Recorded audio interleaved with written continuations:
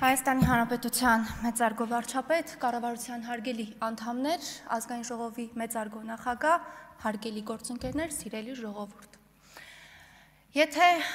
ընդդիմության մեր երկու ներկայացուցիչները, Տիկին Գալստյանը եւ Տիկին Գյուրեղյանը պայքարեին մանիպուլյացիա բառի հոմանիշը կամ հոմանիշին համապատասխան դեր ստանձնելու հետ, ապա այս մրցապայքարում վստահաբար Տիկին Գալստյանը այսօր կհաղթեր, որովհետև Տիկին Գալստյանը երբ նշեց, թե գիտությանը հատկացրել եք ընդամենը ՀՆԱ-ի զրահամբողջ 35%, Տիկին Գալստյան, եթե լսում եք ինձ, ոչ թե ընդամենը, այլ արդեն իսկ, որովհետև եթե ես չեմ սխալվում, իսկ ես չեմ սխալվում, պատմության մեջ ամենամեծ ոլորտի կառավարման կարծես թե փորձը ձեր ուժը ունի, եւ այս իմաստով դուք առնվազն խոսելու իրավունք չունեք, ինչի, որովհետեւ առնվազն միայն իներցիոն աճ եք ապահովել այդ ընթացքում,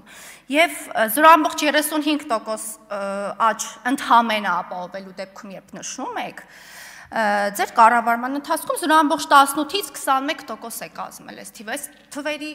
առումով խնդրում մի փոքր զգուշ եղեք եւ նշում էիք 2020 երբ նշում էիք ակադեմիական քաղաքի կառուցման մասին, հարգելի հայրենակիցներ, էս էլ է մանիպուլյացիայի դասական դրսևորում։ 2022 թվականին մեկնարկել է ծրագիրը, ոչ թե կառուցման աշխատանքները, խնդրում եմ ուշադրություն դարձրեք սրան։ Նաև խոսեցիք գիտաշխատողների մասին, երբ խոսեցիք, ասացիք աշխարհում վերջին տեղն ենք զբաղեցնում։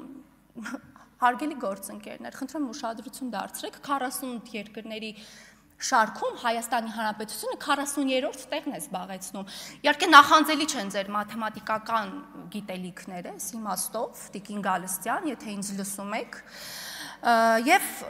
ընդ որում խոսում է մի ներկայացուցիչ, որի կառավարման ընթացքում ընդամենը մեկ ռեֆորմ ունեն, ես քիչ առաջ նայում եմ ուսուցիչների մասով, որակավորման տարակարգի 40-տիճան համակարգն են ընդամենը ներդրել։ Բայց 18 թվականից մինչև 25 թվականը, հարգելի գործընկերներ, սիրելի ժողովուրդ, վարձատրության ֆոնդը 37 միլիարդի շեմը հատել է։ Եվ երբ խոսում եք հետագծից քաղաքական հարգելի ընդդիմություն, հատկապես Տիկին Գալստյան, ձեր քաղաքական հետագիծը այնքան եք լղոզել եւ այնքան է լղոզված, որպեսզի ակներև լինի ձեր քաղաքական հետագիծը, առնվազն 7D ակնոց պետք է կրել, որպեսզի տեսանելի լինի ձեր քաղաքական հետագիծը։ Չեմ կարող չխոսել, իհարկե, վերջին օրերին շատ ակտուալ է դառել բացառիկ բառը, իհարկե բառը շատ գեղեցիկ է, բացառիկ բառը շատ բացառիկ բառ է, իհարկե, բայց հոգեբանական թրիլերը անվանել բացառիկ, մեղմ ասած լուրջ չէ, բայց այդ հոգեբանական թրիլերի մեջ մի միտք կար, որը շատ տպավորիչ էր բացառիկության տեսանկյունից, երբ Սերժ Սարգսյանը ասաց, որ ես մեջ բերեմ իր խոսքերը, ասաց, որ եղել է մի ընթացք, անկեղծ սա բացառիկ խոստովանություններ ըստ էության, ասաց, եղել է մի պահ, երբ գայթակղությունը մեծ է եղել վերախմբագրել, վերաձևակերպել իր հայտնի միտքը, թե Նիկոլը ճիշտ էր եւ ես սխալ, նա ցանկացել է խմբագրելով այս միտքը ասել Նիկոլը ճիշտ էր եւ դուք սխալ, եւ ըստ էության ովքեր էին այդ դուքերը, սիրելի գործընկերներ, սիրելի ժողովուրդ, պարզվում է, ընդ որում սա իմ ենթադրությունը չէ, այնքան անկեղծացավ Սերժ Սարգսյանը, որ որոշեց բացել այս ձևակերպումը, նա ասաց այդ դուքերից առաջինը այն քաղաքացիներն էին, այն աշխուժակները, իդեպ սիրելի հայրենակիցներ, ձեզ անվանելով աշխուժակներ, ովքեր հայտնվել էին փողոցում, ձեզ եւ մեզ, երկրորդ ավելի անկեղծանալով, շատ անսպասելի էր այս անկեղծ ձևակերպումը, ասաց, այդ դուքերի մեջ մտնում էին նաև նրանք, ովքեր պիտի իրենց կաշվի գնով, իդեպ պարոն Սարգսյան նախագահ եք եղել, մինչև հիմա չգիտեք, որ ոչ թե կաշի, այլ մաշկ, իրենց մաշկի գնով պիտի,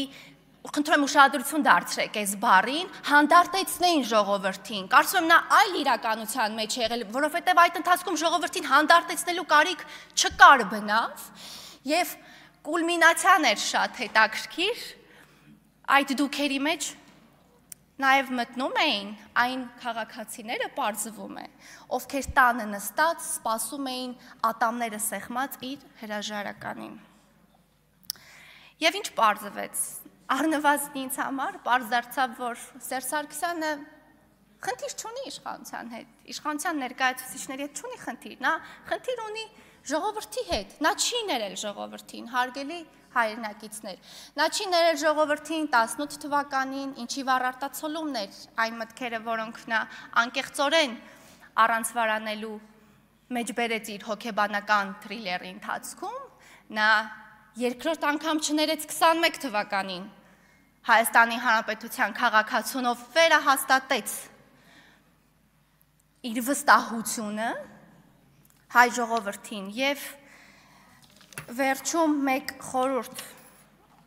հարգելի ընդդիմություն, ովքեր խորհուրդ էին տվել ժամը 10:00-ին ուղիղ եթեր դուրս գալ եւ ընդ որում 7 ժամ տևածող պատկերացեք 17 ժամ եթե խոսար ինչքան կանկեղծանար նախկին նախագահը հաջորդ անգամ ճիշտ կանի նախագահը 12-ից ժամը 00:00-ից հետո հանդես գա իր անկեղծ թրիլերով, որպեսզի Հայաստանի Հանրապետության քաղաքացին հանգիստ քուն մտնի։ Շնորհակալություն։ Շնորհակալություն հաջորդ ելույթի համար Քրիստինե Վարդանյան, համեցեք։